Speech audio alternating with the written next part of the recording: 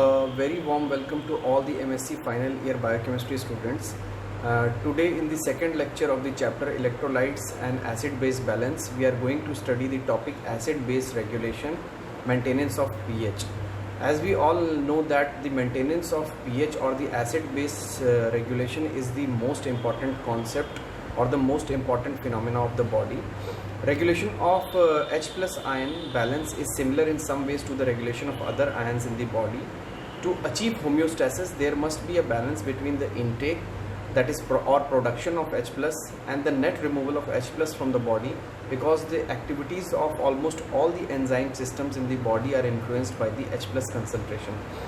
Compared with other ions, the H plus concentration of the body fluid is normally kept at a very low level because the H plus ion concentration is extremely dangerous. The large fluctuations of H plus ion concentration is extremely dangerous.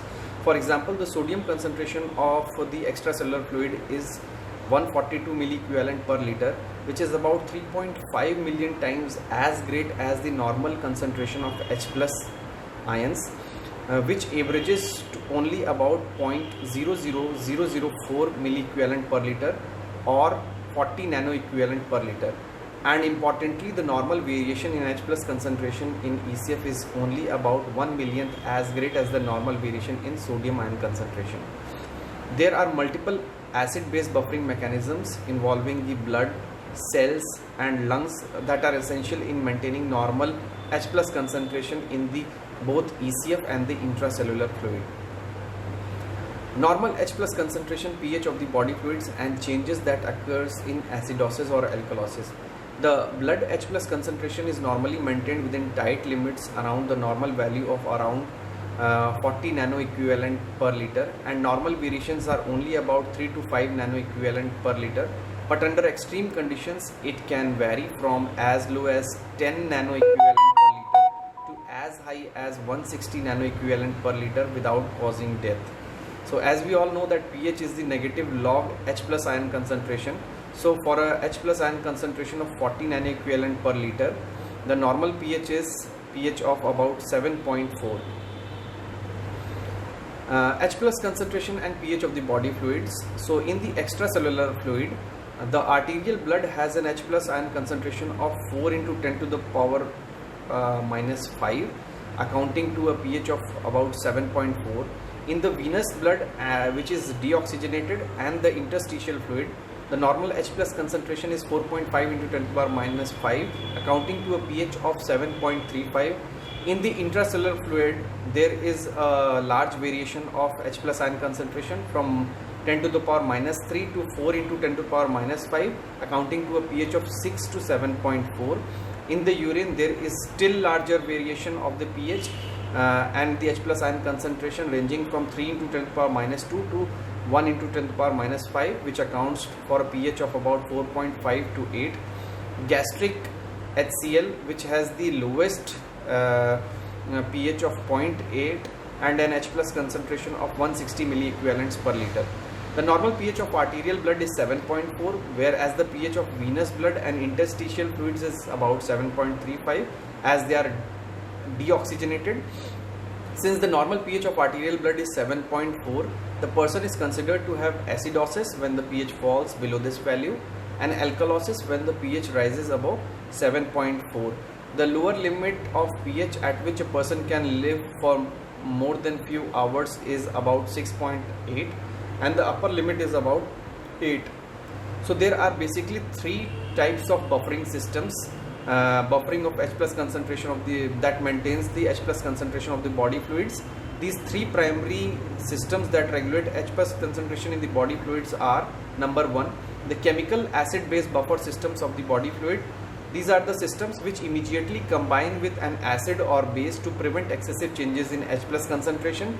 Then second is the respiratory center, which regulates the removal of CO2 produced by respiration in the body and therefore removal of H2CO3 from the extracellular fluid. And the third is the kidney, which can excrete either acidic or alkaline urine, thereby readjusting the extracellular fluid H plus concentration towards normal.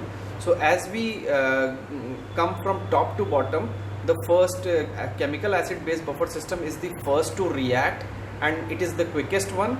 The respiratory system is the second tier of the buffering system, which acts intermediately, and the kidneys are the slowest to react, but the kidneys are the most important ones.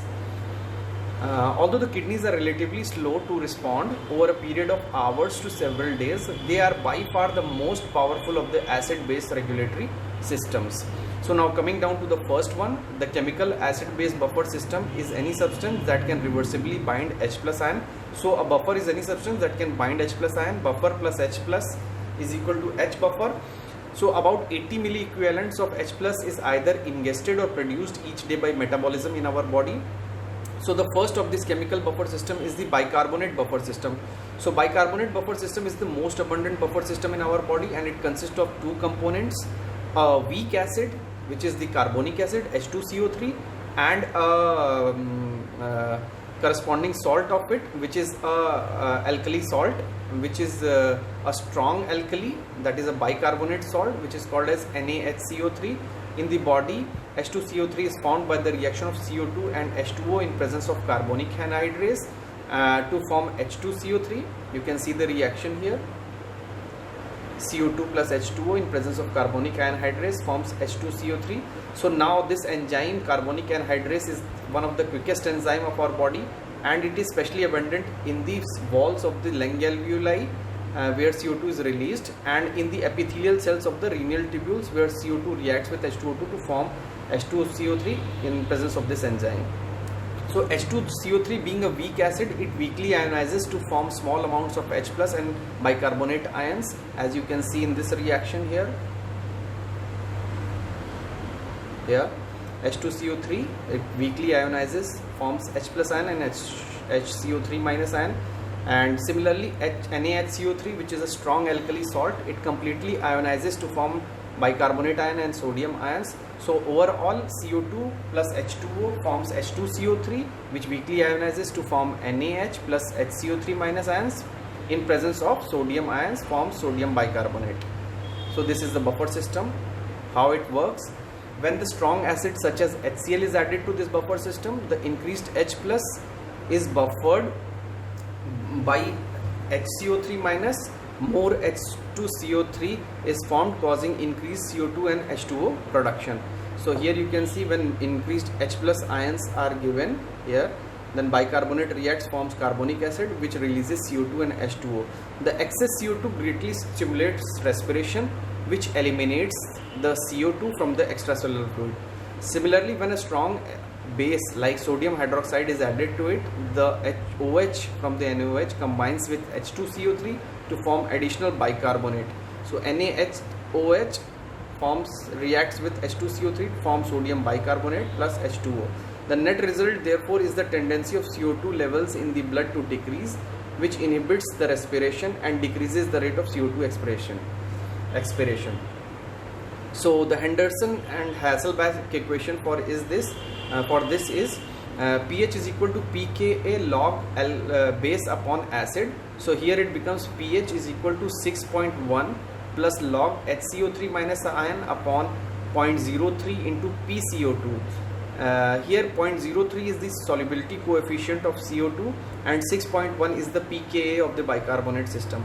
An increase in the HCO3 minus, that is bicarbonate concentration, causes the pH to rise, shifting the acid base balance towards alkalosis, while the increase in PCO2 causes the pH to decrease, shifting the acid base balance towards acidosis.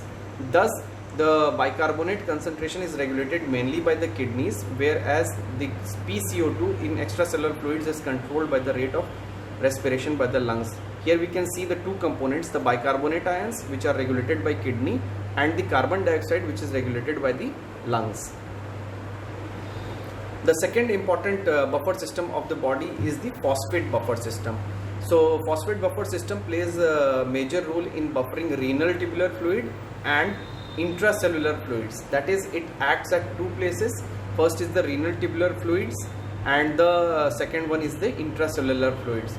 The main component of the phosphate buffer systems are H2PO4 minus, which acts as an acid and weak acid, and HPO4 2 minus, which acts as a strong alkali.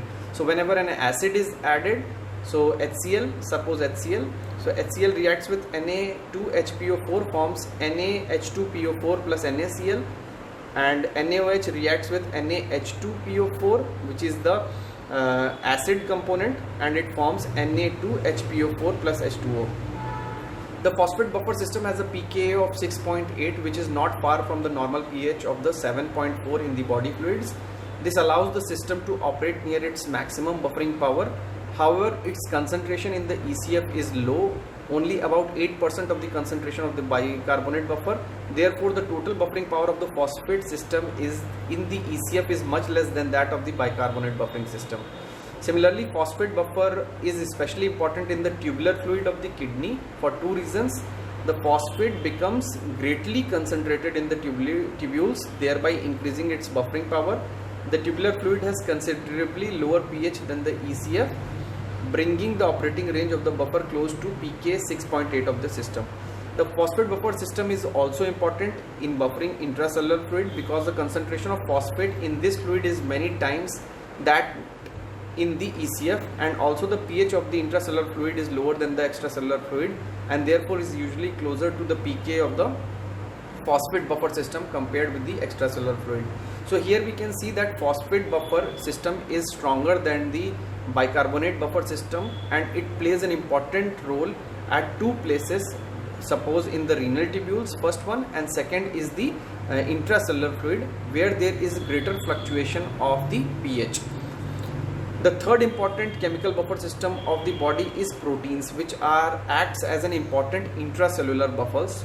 Proteins are among the most plentiful buffers in the body because of their higher concentration, especially within the cells. There is a slight diffusion of H plus and HCO3, that is H plus ions and bicarbonate ion through the cell membrane, although these ions require several hours to come to equilibrium with the ECF, except for rapid equilibrium with the RBCs. CO2, however, rapidly diffuses through all the cell membranes. This diffusion of the bicarbonate buffer elements causes the pH in intracellular fluid to change in proportion to the extracellular fluid. Now coming down to the RBCs. In the RBCs, hemoglobin is the most important buffer as follows. H plus reacts with RBC hemoglobin, it forms HHHB. Approximately 60 to 70% of the total chemical buffering of the body fluids is inside the cells, and most of this results from the intracellular proteins. And another factor that contributes to the buffering power is the fact that pKs of many of these protein systems are fairly close to the intracellular pH. Now a very important principle is the isohydride principle. So what is isohydride principle? All buffers in a common solution work together because H plus is common to the reaction of all these systems.